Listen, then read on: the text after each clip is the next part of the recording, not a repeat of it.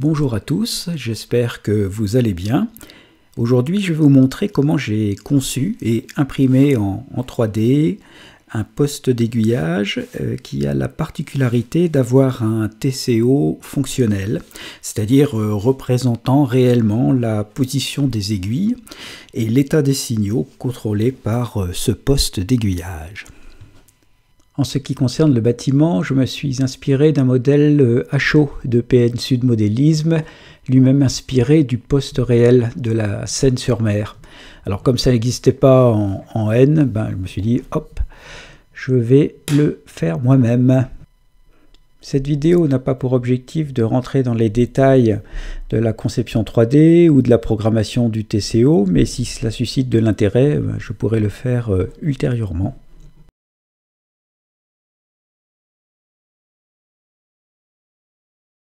En ce qui concerne la conception 3D, on voit ici le rez-de-chaussée du poste d'aiguillage et puis le premier étage avec au fond la place réservée au TCO.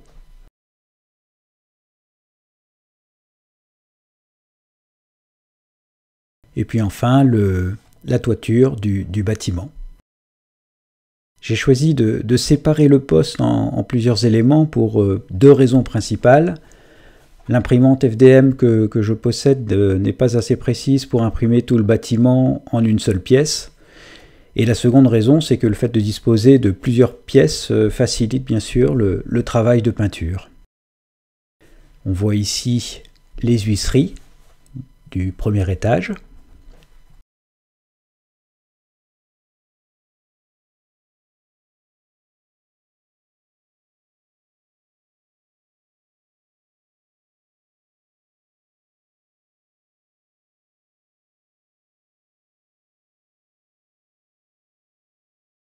On voit ici la base qui va recevoir les leviers de commande des aiguilles et là une partie des leviers de commande.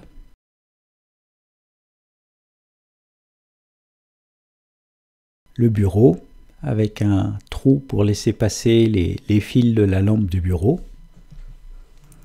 Le siège et le panneau Alésia Poste 1 qui sera sur la façade du bâtiment et qui est en relief pour faciliter la mise en peinture. Et maintenant, on imprime le tout.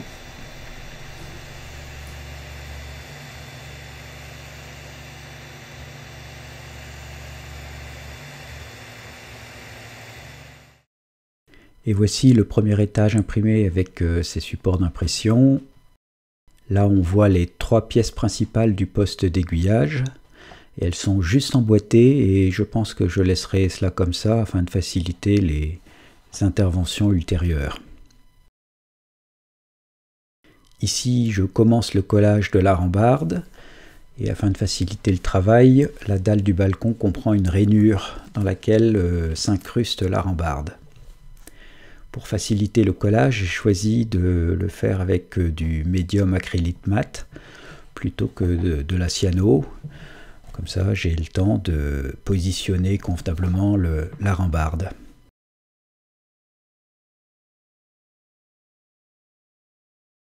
La rambarde étant collée, je me suis attaqué à la peinture des éléments. Nous voyons ici le premier étage. La majorité des pièces a été peinte à l'aérographe, sauf le mur du fond qui a été réalisé au pinceau. Les huisseries, quant à elles, ont été positionnées après peinture. Pour le parquet, j'ai tout simplement imprimé une texture sur papier et je l'ai collée. Les lettres du panneau ont été peintes avec un pinceau très fin. Mise en peinture des commandes des aiguilles. Et enfin, le bureau et son siège. La lampe de bureau est simplement constituée d'une micro-LED et de ses fils. Et une fois la LED et les fils mis en place, j'ai collé les fils avec du médium acrylique et j'ai peint le tout en noir à l'aérographe en veillant bien à projeter du haut vers le bas de façon à ne pas peindre la LED elle-même.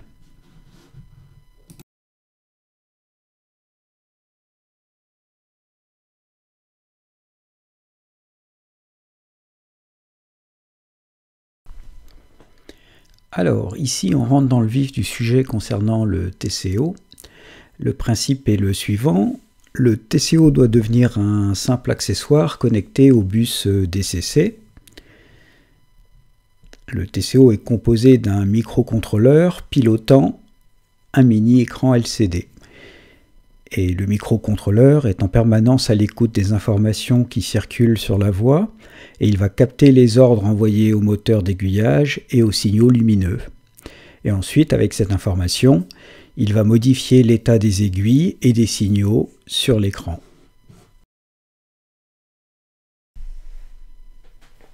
Il me fallait donc trouver un mini-écran LCD et mon choix s'est porté sur ce modèle de chez 4D Systems.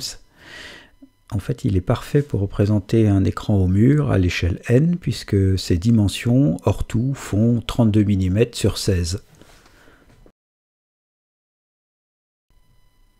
Et en fait, on s'aperçoit que cet appareil n'est pas simplement un écran, mais un microcontrôleur à part entière, qui embarque même du Wi-Fi, c'est carrément génial.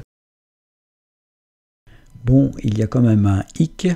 Après plusieurs jours passés à me battre avec les lignes de code, il s'est avéré que je n'ai pas été en mesure de décoder le signal DCC avec ce microcontrôleur écran. Et j'ai dû faire intervenir un second microcontrôleur pour décoder le signal DCC. Et ensuite, envoyer les informations Wi-Fi au TCO du poste d'aiguillage. On se retrouve donc avec la configuration suivante. Un contrôleur ESP32 qui est connecté au bus DCC et qui décode les informations à l'aide de la bibliothèque Arduino NMR ADCC. Cet ESP32 est également un point d'accès Wi-Fi privé sur lequel se connecte le TCO du poste d'aiguillage. Et le TCO intègre un serveur web qui reçoit les informations de changement d'aiguille ou de signal via une requête HTTP.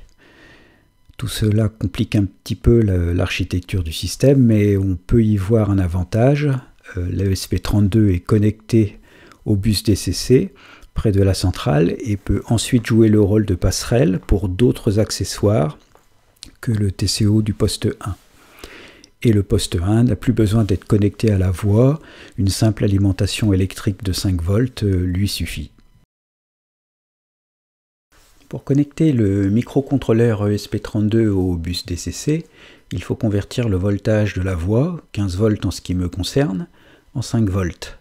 Le montage à l'écran permet de le faire. Il m'a été fourni par 2 excellentes chaînes YouTube que je mentionne ici et qui figurent en description de la vidéo. Les fils rouges en bas d'écran vont vers la voie et les 3 fils qui partent vers le haut rejoignent le ESP32 qu'on aperçoit un peu en haut d'écran.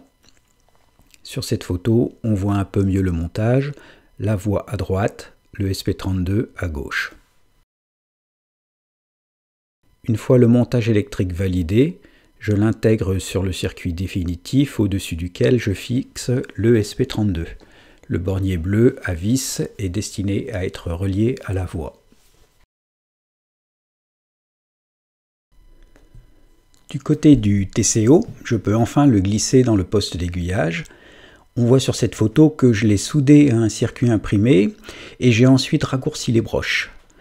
Les broches nécessaires repartent vers des fils électriques, 2 pour l'utilisation courante, c'est-à-dire l'alimentation en 5 volts, et 4 autres nécessaires si je veux reprogrammer le TCO. Ces fils sont raccordés à 2 connecteurs JST. On voit ici le connecteur à 2 fils pour l'alimentation électrique. On aperçoit aussi sur le bureau la toute petite lampe. En ce qui concerne la lampe, justement, nous voyons ici son fil et la résistance qui va permettre de la relier à l'alimentation 5 volts du TCO. Voici le TCO en place avec les fils qui ressortent vers le bas. Les 2 connecteurs JST seront logés dans la partie rez-de-chaussée du bâtiment. Encore une fois, Seul le connecteur à 2 fils est branché lorsque les trains fonctionnent et le connecteur à 4 fils, visible sur la photo, n'est utilisé que si je souhaite reprogrammer le microcontrôleur. On voit ici les 2 fils d'alimentation 5 volts qui ressortent du module.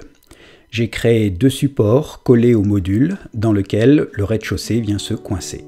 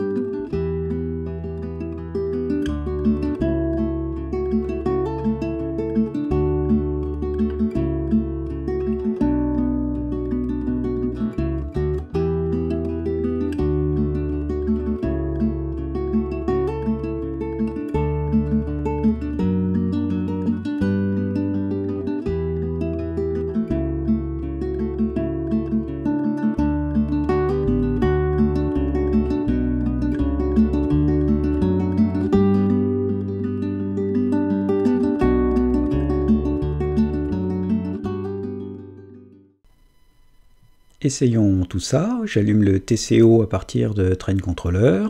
Il boot et se connecte au réseau Wi-Fi du contrôleur ESP32.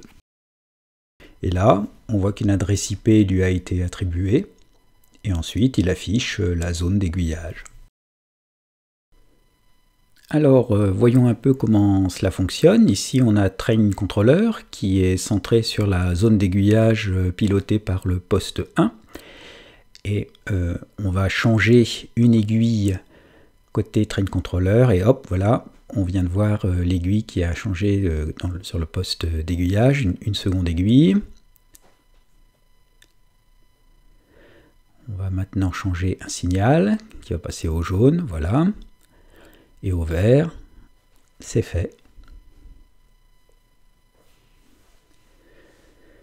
On fait la même chose, on va encore changer d'autres aiguilles.